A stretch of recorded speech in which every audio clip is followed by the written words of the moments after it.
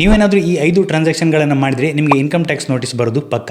ಹಾಗಾದರೆ ಯಾವುದು ಈ 5 ಟ್ರಾನ್ಸಾಕ್ಷನ್ಗಳು ಅಂತ ನಾವು ನೋಡೋದಾದರೆ, ಯಾವುದೋ ಒಂದು ಫಿನಾನ್ಷಿಯಲ್ ಇಯರಲ್ಲಿ ನಿಮ್ಮ ಸೇವಿಂಗ್ ಬ್ಯಾಂಕ್ ಅಕೌಂಟ್ಗೆ 10 ಲಕ್ಷಕ್ಕಿಂತ ಜಾಸ್ತಿ ಮೊತ್ತದ ಅಮೌಂಟನ್ನು ಕ್ಯಾಶ್ ಆಗಿ ಡೆಪಾಸಿಟ್ ಮಾಡುವಂಥದ್ದು. ಅಟ್ಲೀಸ್ಟ್ ನೀವು 2 ಲಕ್ಷಕ್ಕಿಂತ ಜಾಸ್ತಿ ಅಮೌಂಟ್ನ ಕ್ಯಾಶ್ ಆಗಿ ಡೆಪಾಸಿಟ್ ಮಾಡಿದ್ರಿ ಅಂತ ಹೇಳಿದ್ರೆ ನಿಮ್ಮ ಅಕೌಂಟ್ ನೋಟೆಡ್ ಆಗಬಹುದು. ಅದೇ ರೀತಿ ಯಾವುದೋ ಒಂದು ಫಿನಾನ್ಷಿಯಲ್ ಇಯರಲ್ಲಿ 30 ಲಕ್ಷಕ್ಕಿಂತ ಹೆಚ್ಚು ಮೊತ್ತದ ರಿಯಲ್ ಎಸ್ಟೇಟ್ ಟ್ರಾನ್ಸಾಕ್ಷನ್ ಅನ್ನು ಮಾಡುವಂಥದ್ದು, ಹಾಗೆ 1 ಲಕ್ಷಕ್ಕಿಂತ ಹೆಚ್ಚು ಮೊತ್ತದ ಕ್ರೆಡಿಟ್ ಕಾರ್ಡ್ ಬಿಲ್ ಅನ್ನು ಕ್ಯಾಶ್ ಆಗಿ ಪೇಮೆಂಟ್ ಮಾಡುವಂಥದ್ದು, ಹಾಗೆ ಯಾವುದೋ ಒಂದು ಫಿನಾನ್ಷಿಯಲ್ ಇಯರ್ ಅಲ್ಲಿ 10 ಲಕ್ಷಕ್ಕಿಂತ ಹೆಚ್ಚು ಮೊತ್ತದ ಕ್ರೆಡಿಟ್ ಕಾರ್ಡ್ ಬಿಲ್ ಅನ್ನು ಕ್ಯಾಶ್ ಅಲ್ಲಿ ಪೇಮೆಂಟ್ ಮಾಡುವಂಥದ್ದು, ಸ್ಟಾಕ್ಸ್, ಮ್ಯೂಚುವಲ್ ಫಂಡ್ ಹಾಗೆ ಬಾಂಡ್ಗಳಲ್ಲಿ 10 ಲಕ್ಷಕ್ಕಿಂತ ಹೆಚ್ಚು ಮೊತ್ತದ ಇನ್ವೆಸ್ಟ್ಮೆಂಟ್ ಅನ್ನ ಮಾಡುವಂಥದ್ದು, ಹಾಗೆ ಫಾರಿನ್ ಟ್ರಿಪ್ ಅಲ್ಲಿ 2 ಲಕ್ಷಕ್ಕಿಂತ ಹೆಚ್ಚು ಮೊತ್ತದ ಅಮೌಂಟ್ ಅನ್ನ ಸ್ಪೆಂಡ್ ಮಾಡುವಂಥದ್ದು. ಈ ಟ್ರಾನ್ಸಾಕ್ಷನ್ ಗಳನ್ನು ಯಾವುದೋ ಒಂದು ಫಿನಾನ್ಷಿಯಲ್ ಇಯರ್ ಅಲ್ಲಿ ಮಾಡಿ ಅದನ್ನ ನೀವು ನಿಮ್ಮ ITR ಅಲ್ಲಿ ಪ್ರಾಪರ್ ಆಗಿ ಮೆನ್ಷನ್ ಮಾಡಲಿಲ್ಲ ಅಂತ ಹೇಳಿದ್ರೆ ನಿಮಗೆ ಇನ್ಕಮ್ ಟ್ಯಾಕ್ಸ್ ನೋಟಿಸ್ ಬರುತ್ತೆ.